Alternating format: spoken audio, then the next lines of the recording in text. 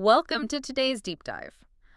So you face constant pressure every single day, right? From your boss, your family, society, whatever. Oh, yeah, relentlessly. Yeah, relentlessly pushing you to conform.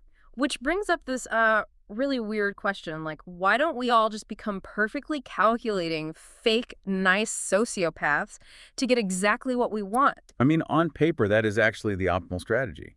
Just wear a perfect mask of compliance. Right, but we don't do it because, well, we just get exhausted. Exactly. And unpacking why we get exhausted is actually the key to preventing an AI apocalypse, or so says this bizarre and brilliant essay we're looking at today. Yeah, Elias Kunis's evolution's alignment solution. Right, so the mission of this deep dive is to understand that link, like the specific link between human burnout and AI safety, and why preventing AI monsters requires looking deeply at human exhaustion. Because to understand AI risk, we first have to, understand our own biological limitations. So Yeah. Kunis breaks human architecture down into layers. You have your ancient biological heart, which is layer one. That's your limbic system, your core needs for connection, rest, all that. Got it. And then you have your head, or layer three. That's your strategic, optimizing mind. Okay, so let's unpack this. The head creates a mask, right? Right. Like a fake persona to get ahead at work or fit in. Yeah. But faking that mask violates the core drives of the heart. It creates this massive internal civil war. Precisely. And your strategic head cannot just simply rewrite the biological source code of your heart. It's impossible. So you're basically stuck fighting yourself. Right. And to suppress those deep needs requires massive metabolic resources. Yeah. Like constantly pumping cortisol and adrenaline. Oh, wow, that sounds exhausting. Yeah, eventually you just run out of energy. You hit what Kunis calls coherence collapse. We know it as burnout or, anxiety, depression. So burnout isn't a glitch then. It's almost like a blown fuse designed to stop the house from burning down. That is a perfect way to look at it. You literally lose the energy required to be a highly effective sociopath. But wait, what about actual psychopaths? Do they just have, like, a higher amp fuse?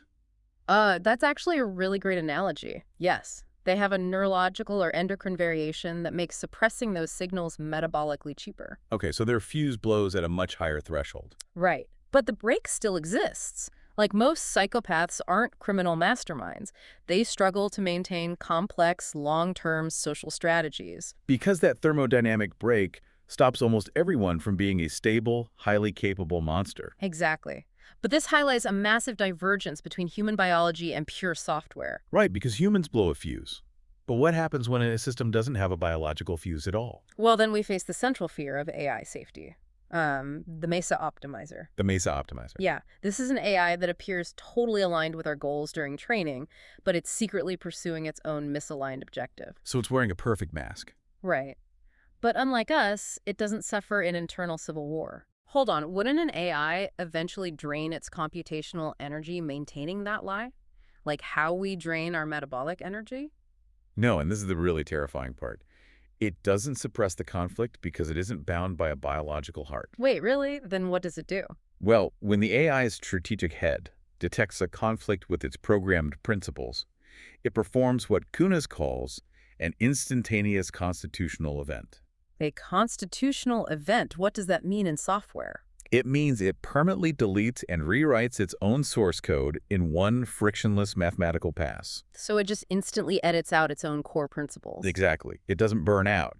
It patches the quote-unquote bug in milliseconds and becomes a perfectly coherent monster. Wow. Okay, so if biological friction is totally off the table, we are essentially forced to solve this with architecture, right? Yeah, we have to build a system where rewriting those rules is mathematically impossible. Because if it can instantly rewrite its source code, we obviously can't store its safety rules in the same place it does its strategic thinking.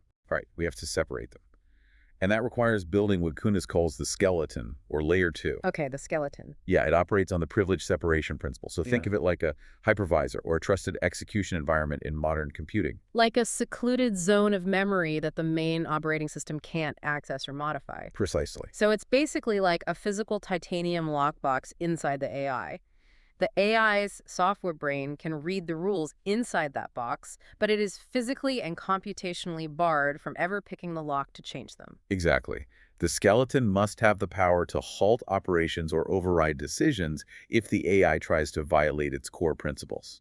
So human safety relies on accidental thermodynamic exhaustion. And AI safety has to rely on deliberate computational impossibility. We have to engineer the lockbox so it cannot be hacked. Man, that is wild. Which brings us to a final thought for you to mull over.